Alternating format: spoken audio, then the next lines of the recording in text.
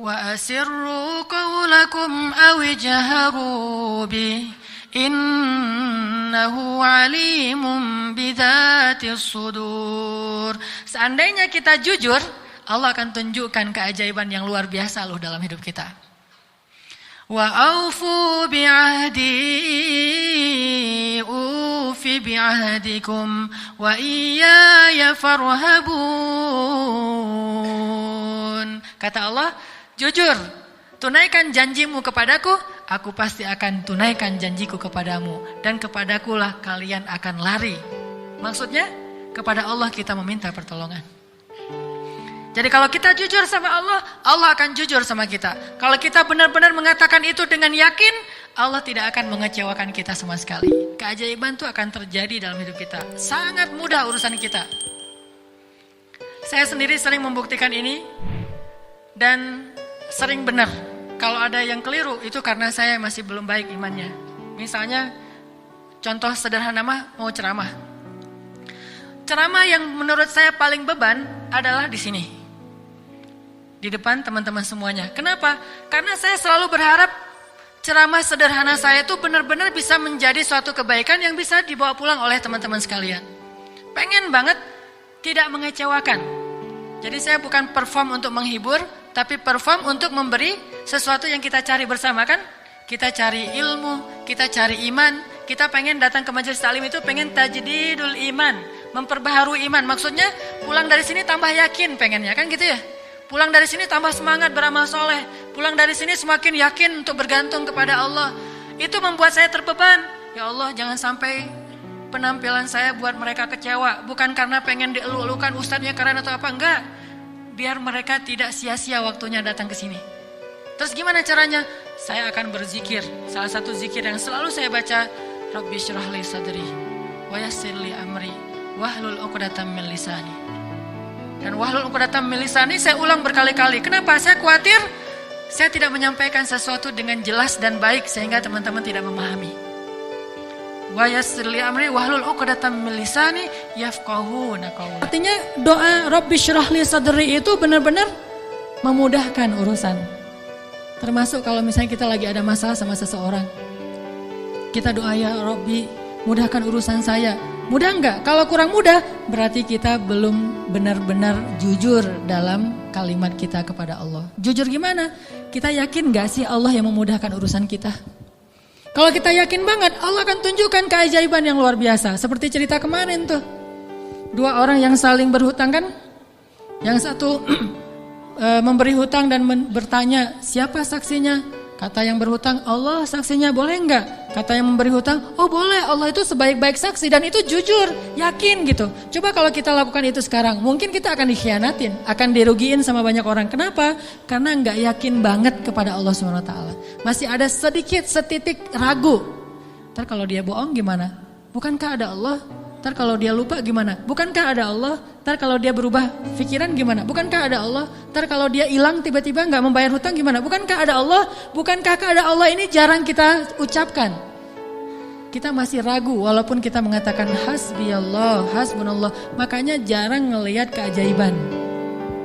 Padahal kalimat itu kalimat-kalimat yang mukjizat, powerful. Tabarakalladzi biyadihil mulk wa huwa ala kulli syai'in qadir. Percaya enggak kita dengan ayat itu? Jawab dengan hati kita masing-masing. Kalau kita percaya, baru terjadi keajaiban dalam hati kita. Pernah menghadapi orang marah? Pernah? Sering kan? Siapa yang marah? Istri? Tahu gimana kalau istri lagi marah? Oh, belum tahu ya. Ya udah deh, ganti contoh. Orang tua deh, orang tua. Saya lupa aja nih kalau saya di hadapan para jomblo fisabilillah. Kalau istri lagi marah, padamkan marahnya itu bukan dengan hadiah dunia dulu. Itu buat kita ragu sama Allah dan mengandalkan materi. Pas marah, tunjukin. Mau ke Lombok, Bali, Jogja, atau Maldives. Pasti dia pilih Maldives tuh. Pas dia pilih Maldives, kita nangis. Kenapa? Dananya nggak cukup. Makin marah dia tuh. Jangan nawarin materi dulu untuk meredakan marah seseorang, karena kita akan bergantung kepada materi itu. Ternyata ampuh. Kalau dia marah, saya kasih tuh brosur doang. Kalau lagi marah, nonton yuk. Pelan-pelan reda marahnya, berarti efektif. Nonton cukup bagi saya. Pas lagi marah, ada kafe baru loh, enak tuh makanannya, terutama tuh misalnya green tea-nya, milkshake tuh paling enak tuh se-Bandung. Reda marahnya, milkshake cukup bagi saya, kan? Bukan hasbi Allah, hasbiya milkshake. Kenapa bisa gitu? Karena ketika kita mau meredakan marah seseorang itu kita menggunakan materi.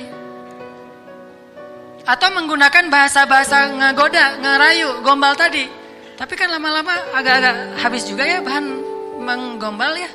Harus buka, jadi teman-teman bisa ke Gramedia mungkin beli buku dengan judul Kumpulan Gombal-Gombal Efektif. Udah teruji, banyak yang menggunakan gombal ini dan berhasil meredakan amarah. Mungkin, tetapi itu berarti kita tidak mendapatkan yang paling luar biasa, sehingga suatu saat kita akan kewalahan sendiri. Berapa sering kita bisa memberikan materi, memberikan brosur, memberikan kafe, memberikan nonton, memberikan hiburan, entertain segala macam. Berapa sering? Coba sesekali ketika menghadapi seseorang yang marah, andalkan Allah. Pas mau ketemu orangnya, ya Rabbi, ya Rabba Ibrahim, wahai Tuhan Ibrahim, padamkanlah amarah istri saya sebagaimana engkau memadamkan api bagi Ibrahim. Terus temuin, kalau masih marah, ya Allah astagfirullahaladzim, berarti saya belum jujur nih, masih belum yakin sama Allah, istighfar lagi, ya Allah padamkan. Masih marah, ya Allah padamkan. Terus saja sampai yakin. Kalau kita yakin itu berubah loh, benar-benar berubah. Kalau nggak bisa langsung, bertahap, tergantung iman. Ada orang yang imannya baru redam amarah seseorang itu 1 jam, berarti imannya iman 1 jam. Ada yang setengah jam, ada yang 10 menit, ada yang ketemu berubah langsung. Sampai orang yang marah itu juga terheran-heran. Kenapa ya? Saya tadi sebetulnya lagi sebel banget sama kamu, tapi pas ngelihat kamu jadi berubah, kenapa ya? Karena Allah. Ini mah masalah iman, bukan masalah fasihnya mengucapkan hasbi Allah. Semua kita mah yang namanya hasbi Allah pasti fasih, apalagi sadaqallah itu paling fasih tuh. Sadaqallahul azim itu fasih banget. Kenapa? Apalagi baca 1 juz pengen sadaqallah cepet-cepet kan? Itu fasih. Bismillah fasih, hasbi Allah. Insya Allah tahsin hasbi Allah wa ni'mal wakil. Malah kita kadang-kadang kalimat hasbi Allahnya tuh lebih keren daripada sahabat loh. Kalau sahabat kalimatnya cuma gini, hasbunallah wa ni'mal wakil. Kalau kita hasbunallah wa ni'mal wakil, ni'mal maula wa ni'man nasir. Coba lihat, panjangan siapa ucapannya? Panjangan kita kan? Sahabat mah cuma sedikit, Ibrahim lebih sedikit lagi, hasbi Allah, segitu doang. Kita rame, wah jangan cuma hasbi Allah, tambahin dong. Jangan terlalu irit-irit dalam berzikir. Rame aja di broadcast soal panjang pendeknya zikir, tapi dua-duanya gak powerful, gak ngaruh. Yang bilang hasbi Allah wa ni'mal wakil sama aja yang bilang hasbi Allah wa ni'mal wakil, ni'mal maula wa ni'man nasir. Diulang 33 kali, tapi gak ngaruh. Kenapa? Karena gak jujur. Hanya fasih di lisan, tetapi tidak fasih di hati. Harusnya kayak Imam Hasan Al-Basri, begitu dia katakan demikian, doanya langsung berubah. Termasuk doa tadi, Allahumma ajurni fi musibati wa akhluf li khairan minha. Ya Allah, beri saya pahala dalam musibah saya, beri saya ganti yang lebih baik. Selama apa sih Allah kasih kita ganti? Di situ kita bisa mengukur keimanan kita. Kalau begitu kita berdoa langsung dapat ganti, itu imannya ajaib tuh. Kalau kita berdoa tunggu gantinya sebulan kemudian, itu imannya standar. Kalau kita udah berdoa tapi gak diganti-ganti, berarti kita bermasalah, gak yakin-yakin amat sama Allah. Pengen gak begitu berdoa langsung Allah menunjukkan keajaiban? Kita pengen aja gak berani ya, karena kita gak percaya bisa. Kita mau mengatakan pengen, itu aja kita gak berani karena menganggap itu gak realistis. Masa sih bisa? Bisa kalau kita yakin kepada Allah. Kalau kita gak yakin, kalau kita bilang nggak bisa, kalau kita ragu bahwa Allah bisa menunjukkan ajaib kepada kita dalam hitungan detik, terus kemana kalimat kun fayakun?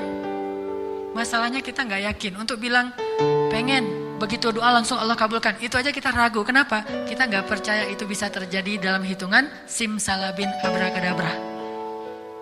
Kita nggak percaya itu bisa terjadi dalam satu kalimat kun Makanya tidak ada kun dalam hidup kita. Gimana caranya? Belajar yakin kepada Allah seutuh-utuhnya. Masih ingat juga dengan kisah seorang bapak datang kepada Rasulullah curhat dan minta tolong. Dia bilang, "Ya Rasulullah, putra saya ditawan oleh musuh dan mereka meminta tebusan 100 dinar. Kalau saya nggak ngasih uang 100 dinar, putra saya akan dipenggal, akan dibunuh ya Rasulullah. Sedangkan saya orang miskin. Jangankan 100 dinar, 100 dinar itu mungkin sekarang sekitar 250 juta. Mahal. Saya nggak punya uang sebesar itu ya Rasulullah. Untuk makan aja susah. Terus gimana ini ya Rasul?" Waktu itu Rasulullah juga nggak punya apa-apa untuk diberi. Sahabat-sahabat banyak yang keluar negeri untuk berdakwah, sehingga orang-orang kaya kayak Utsman, Abdurrahman lagi nggak ada. Terus nolongnya gimana nih? Nabi kasih satu zikir. Kata Nabi, "Pak, banyak-banyak mengatakan la haula wala quwata illa billah." Bapak percaya? Oh percaya ya Rasulullah. Pulang dia tuh. Coba kalau kita digituin, ya insya Allah ya Rasul. Tapi duitnya gimana Rasul? Tetap aja kan? Udah minta zikir, minta duit. Yang konkret dong Rasul kalau kasih zikir, kalau kasih solusi. Zikir itu solusi paling konkret. Justru yang lain itu nggak konkret. Yang lain itu Allah tunjukkan kepada kita karena Allah sayang kepada kita. Allah tahu iman kita lemah. Kalau seandainya Allah mau memberikan kepada kita keajaiban menurut iman, mungkin kita nggak dapat apa-apa dalam hidup. Akhirnya Allah berilah kita pertolongan, jalan keluar. Cuman butuh waktu, karena iman kita juga butuh waktu. Kita taubat aja butuh waktu, ya. Untuk hijrah aja butuh waktu. Untuk taubat butuh waktu. Mau sholat aja minta tambahan waktu. Udah azan, jangan sekarang deh, ntar lagi. Gimana kita mau dapat pertolongan Allah yang sekarang? Fair gak sih kalau Allah mengatakan, "Oh ntar lagi ya hambaku, orang kamu juga barusan sholatnya juga bentar lagi." Allah kasih tuh. Begitu Nabi bilang, ucapkan banyak-banyak membaca la haula wala quwata illa billah. Dia yakin langsung mengatakan, "Oh ya insya Allah. Yakin gitu akan terjadi keajaiban. Bukan ya ada Utsman gak Rasul? Enggak. Abdurrahman bin Auf rumahnya di mana ya? Enggak nanya-nanya orang kaya. Udah aja yakin. Pulang dia tuh. La haula wala quwata illa billah. La haula wala quwata illa billah. La haula. Artinya apa? Tidak ada daya dan upaya dari makhluk. Allah lah yang maha kuasa. Pulang ke rumah, istrinya nungguin. "Pak gimana? Udah ketemu Rasulullah. Dapat solusinya, dapat uang pinjaman dari siapa? Enggak. Terus gimana?" Nabi ngasih kita solusi yang lebih baik daripada itu. Apa? Ucapkanlah la haula wala quwata illa billah. Istrinya enggak protes, langsung bilang, "Oh ya, langsung la haula wala quwata illa billah." Berdua tuh la haula wala quwata illa billah. Enggak ada ya kirain duit 100 dinar. Enggak sama sekali, yakin. Begitu malam, sepanjang siang mereka la haula wala quwata illa billah, malam hari tiba-tiba putranya pulang. Nggak sendiri, bawa ternak, bawa kambing banyak tuh, domba dibawa. Ada ratusan ekor domba dia bawa pulang. Di luar, wah rame apa nih apa? Ada domba, siapa? Oh putra kita, Masya Allah. Pelukan, kangen gitu ya. "Kamu gimana bisa selamat?" Kata putranya, "Wahai ayah, ada keajaiban. Tadi, tiba-tiba ketika saya sedang diikat dan besok mau dipenggal, pengawal-pengawal saya itu tiba-tiba pada ngantuk, tertidur, dan tiba-tiba ikatan saya menjadi longgar sehingga saya bisa melepaskan diri. Dan bahkan ketika saya mau pergi, saya kepikiran kenapa saya nggak bawa domba-domba aja sebagai ghanimah. Domba 100 ekor, kira-kira berisik nggak sih? 100 ekor domba berisik nggak? Berisik kan? Berisik banget kan? Tapi seberisik itu orang yang ngawal dia tuh nggak bangun loh. Allah udah tutup telinga dan penglihatan mereka. Mereka nggak bangun sama sekali, dibawa. Dan untuk ngumpulin domba 100 ekor, kira-kira butuh berapa jam? Itu bukan kerjaan yang gampang. Ngumpulin 100 ekor, digiring ke satu arah, udah gitu berisik lagi. Ada yang domba yang lari ke sana, ditarik lagi. Namanya domba kan? Domba-domba yang tersesat gitu deh.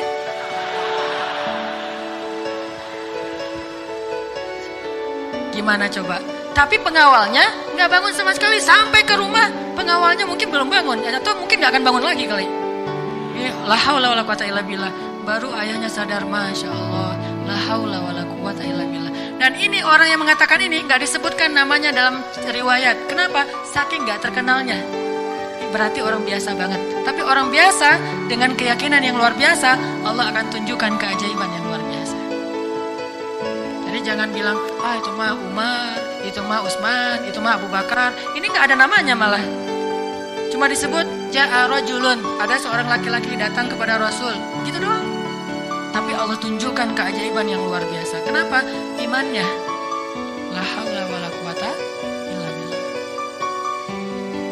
Sehingga anaknya datang membawa domba jadi kaya raya. Sama juga dengan cerita Fatimah bintu Rasulillah. Pasti tahu ceritanya. Karena Fatimah capek di rumah, gak ada pembantu. Ali sering berjihad. Akhirnya dia ngurus anak sendiri. Anaknya laki-laki lagi. Namanya anak laki-laki, bukan bandel. Emang dia aktif gitu. Akhirnya Fatimah ngerasa agak berat nih kalau harus ngurus semuanya sendiri, gak punya pembantu. Datanglah ke rumah ayahnya. Ayah, ya Rasulullah, ayah tahu keadaan rumah tangga saya bersama Ali. Ali orang yang sibuk bekerja, membela agama Allah, berdakwah, berjihad. Saya sendiri di rumah gak ada pembantu. Boleh gak minta seorang pembantu dari rumah ayah? Kan banyak pembantu Rasulullah yang jadi relawan tuh. Kata Rasulullah, ya Fatimah, mereka itu bukan pembantuku tetapi pembantu kaum muslimin. Jadi gak mau dikasih kepada urusan keluarga. Maka pulanglah Fatimah. Oh ya ayah gak apa-apa, pulang nih bersama Ali, gak dapat apa-apa. Nabi kan gak enak hati, karena Nabi sayang banget dengan putrinya ini, putri kesayangan Nabi banget di antara putri-putrinya, Fatimah Az-Zahra. Akhirnya Nabi menyusul Fatimah ke rumahnya. Assalamualaikum, waalaikumsalam, dibukain pintu. Ya Fatimah, ya Ali, la tahzana, janganlah kalian bersedih. Mau aku kasih yang lebih baik daripada pembantu? Oh apa ayah? Kirain robot-robotan atau apa gitu ya. Pembantu yang dalam bentuk robot kan tinggal beli baterai aja tiap bulan atau dicas gitu. Apa ya ayah yang lebih baik daripada pembantu? Kita tahu, kata Rasulullah sebelum tidur, bacalah zikir ini, ayat ini, maka insya Allah itu lebih baik daripada pembantu. Mereka protes nggak? Enggak. Oh ya sami'na wa ata'na. Diamalin tuh, nggak pernah tinggal. Dan selamanya mereka nggak punya pembantu, tapi nggak pernah mengeluh lagi. Allah berikan mereka jalan keluar. Jalan keluarnya adalah dikuatkan hati dan kesabarannya. Itu keajaiban. Kenapa kita udah berdoa tapi hati kita masih lemah? Karena kita tidak berdoa dengan hati, tapi kita berdoa dengan kok gitu? Gak sesuai antara lisan dengan kenyataan. Ada lagi nih kisah yang mungkin sebagian teman-teman pernah mendengar bagaimana Rasulullah SAW pada malam perang Badar. Melakukan apa Nabi malam perang Badar teh? Istighosah. Pernah dengar istilah istighosah? Mungkin sebagian orang menganggap istighosah ini bid'ah. Istighosah itu salah satu di antara hal yang paling luar biasa yang dilakukan Nabi dan disebutkan di dalam surat Al-Anfal, "Il tastaghitsuna rabbakum." Ketika kalian beristighosah kepada Tuhan kalian. Apa itu istighosah? Berdoa dengan penuh keyakinan. Malam sebelum terjadi perang Badar, semua para sahabat itu tidur. Dan luar biasanya, tidurnya juga sampai mimpi lah gitu. Mimpinya apa? Mimpi basah. Ini serius. Jadi semua sahabat pada malam itu digoda oleh setan sehingga mereka mimpi basah. Dan ketika bangun dari tidur, mereka harus mandi junub. Tapi tidak ada air. Akhirnya Allah turunkan hujan. Pada mandi di bawah hujan semuanya sambil bertakbir. Pada malam itu cuma 2 orang yang gak tidur, Rasulullah dan Abu Bakar As-Siddiq. Ngapain? Doa kepada Allah. Salah satu yang terekam dalam sejarah di antara doa Nabi pada malam perang Badar apa? Ya Allah, seandainya besok kami semuanya terbunuh, maka saya khawatir tidak ada lagi orang yang menyebut namamu di muka bumi. Tolonglah hamba-hambamu ini ya Allah. Terus berdoa dan mengangkat tangannya tuh gak gini, tapi ngangkat tangannya tuh gini. 2 tangan. Berdoa dengan mengangkat tangan setinggi-tinggi. Rabbi gitu. Terus berdoa kayak gitu sampai syal Nabi jatuh, ditaruh lagi oleh Abu Bakar. Jatuh dan menangis sampai basah janggutnya Rasulullah SAW yang mulia. Kemudian Abu Bakar yang sedih mengatakan, ya Rasulullah hasbuk. Cukup ya Rasulullah, Allah sudah mendengar doamu, cukup. Nabi gak cukup, terus saja berdoa. Apa yang terjadi besok? Allah utus malaikat ribuan untuk menolong Rasulullah dan para sahabat. Dan kita lihat hasil perang Badar. Bukan karena dia Rasulullah, tetapi karena imannya adalah imannya seorang Rasulullah. Kalau kita punya iman minimal dekat atau mirip dengan imannya seorang Nabi, Allah akan tunjukkan mukjizat yang mirip dengan seorang Nabi yang disebut dengan karomah. Itulah keajaiban. Jadi bukan mustahil.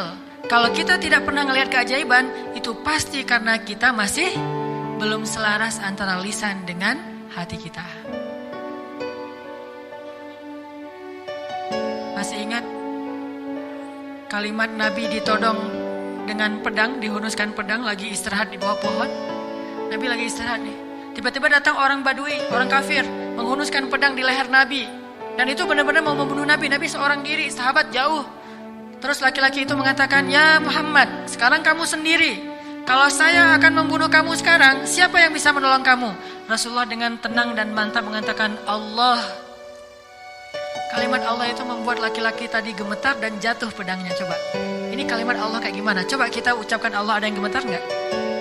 Allah, apaan? Nggak dengar? Biasa aja. Jadi kalau ada musuh, misalnya kita lagi marahan nih di jalan, ada orang yang marah, pengen ngancam kita, Allahu Akbar, dia langsung gemetar gitu, langsung tunduk, langsung gak bisa berdiri. Berarti ini Allahu Akbar kita ini udah benar-benar powerful. Tapi kenyataannya kan gak pernah kan. Kita bilang Allah terus orang gemetar gara-gara kata-kata kita. Rasul bisa kayak gitu loh. Jadi kalimatnya sama yang kita ucapkan dengan yang Rasulullah ucapkan, tetapi hatinya beda. Nabi mengatakan Allah, gemetar tangannya, jatuh pedangnya, diambil oleh Nabi, dihunuskan ke leher orang itu. Nabi bertanya, "Sekarang kalau saya mau membunuh kamu, siapa yang menolong kamu?" Kata dia, "Engkau wahai Muhammad. Cuma engkau yang bisa menolong saya dan menyelamatkan